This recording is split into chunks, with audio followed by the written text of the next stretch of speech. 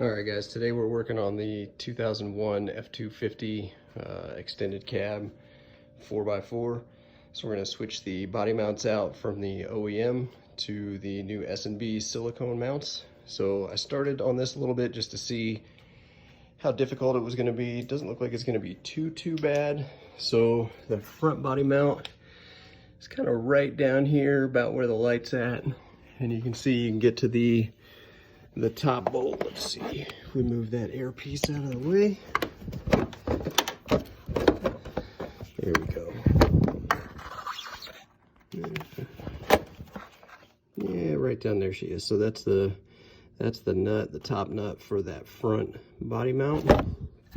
On the passenger side, we've got it over here, right there underneath the CAC tube. So we're gonna try and do this without completely removing the cab. I'm gonna lift it up just a little bit. Looked around, didn't see any videos, so figured I'd make one. So in the extended cab, I pulled just the back off the back wall. You can see I got a bunch of Dynamat stuff back there.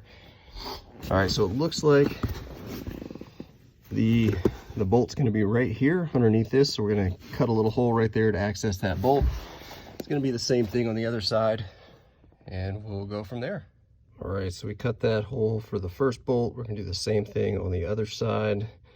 We'll loosen the driver's side, and then we'll completely remove the passenger side. We'll lift the cab up just enough to get those swapped out, and we'll take video as we go. So this passenger side bolt here is a 21 millimeter. And you should just be able to screw that right out there. This driver's side bolt here, 24 millimeter. So I think I might have said it backwards before, I don't know. We're gonna loosen all the driver's side, remove all the passenger side, tilt the cab just a little bit, just enough to get those body mounts replaced.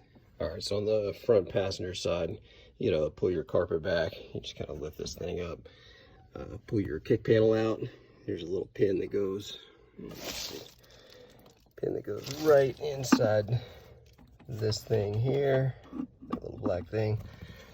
There's a rubber stopper, just a rubber plug that you got to pull out of this hole, and you can see that bolt down there for that number 2 body mount.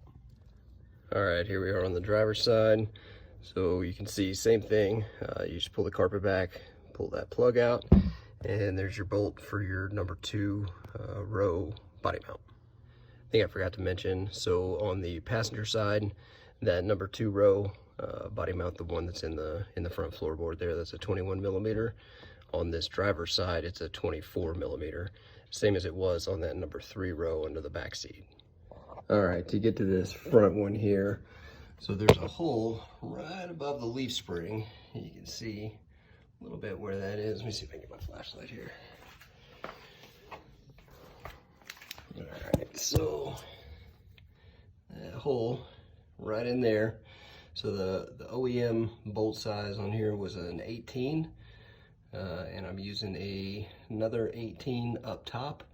And so what I did, since I don't really have a helper right here, is I just kind of wedged some wood in there on top of the leaf spring just to hold that ratchet in place. And I'm using the other ratchet with some crazy long extensions here.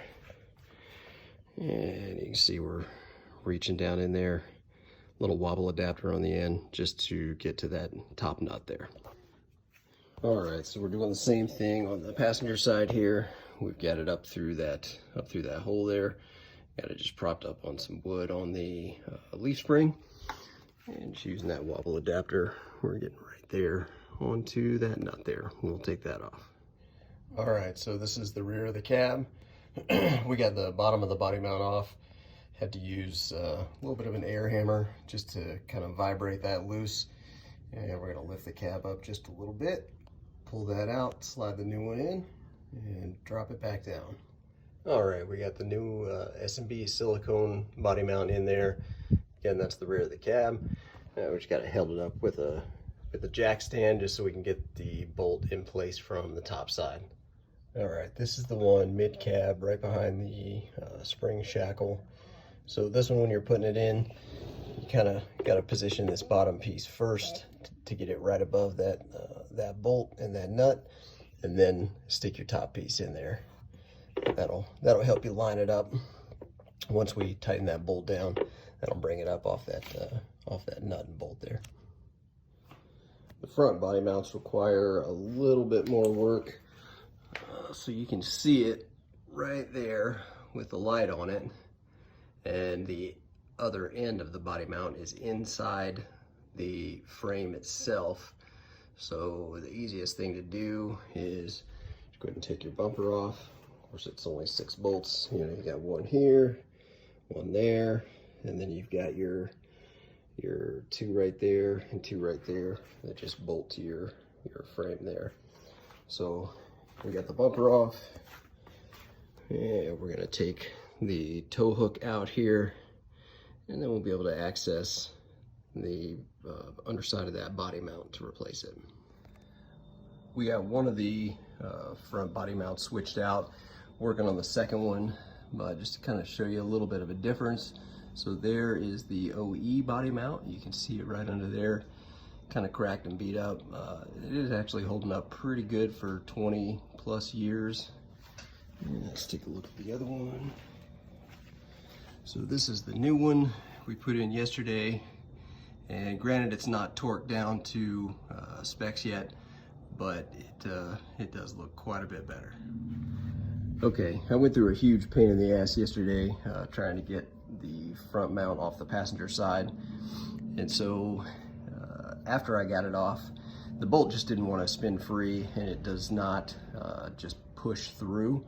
So you can see it in there, but it does not push through from the top side.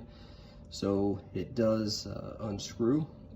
I ended up cutting it, and that only took, I don't know, a couple hours with the Sawzall, 2, 3, something like that. But if you cut the rubber off the top of this mount here, you see this metal piece has some grooves on it. So you put like a monkey wrench or something on it and use that to hold it, because as you're turning that bolt, this piece, this whole metal piece in here, just likes to spin inside this rubber mount. So put a monkey wrench or something on there to hold that, and then you can back that bolt out. So I've been holding it with a pair of just large channel locks here. Been holding that piece. You can see that that bolt is almost out of there. It's getting a little tight towards the end, but it's coming. So here's that stock front mount out of there. You can see it's completely gone. Nice little hole there. So this thing surprisingly has held up, you know, pretty well for 20-ish years. I mean, it's definitely, you know, got some dry rotting and cracking on the outside. You know, little of this is from where I just kind of beat the crap out of it trying to get it out of there. Here's the bottom piece. So I mean, overall, you know, they've held up pretty well. Hopefully these S&Bs will hold up quite a bit better. And before we throw that top mount back in there, so there's the side-by-side comparison of the OEM and the S&B. So S&B, you know, a little bit taller coming out of the box, but could just be because it hasn't been compressed for 20 years. This is the number 2 row body mount that was under the driver's side. So you can see, you know, this one held up pretty well. It was doing its job. A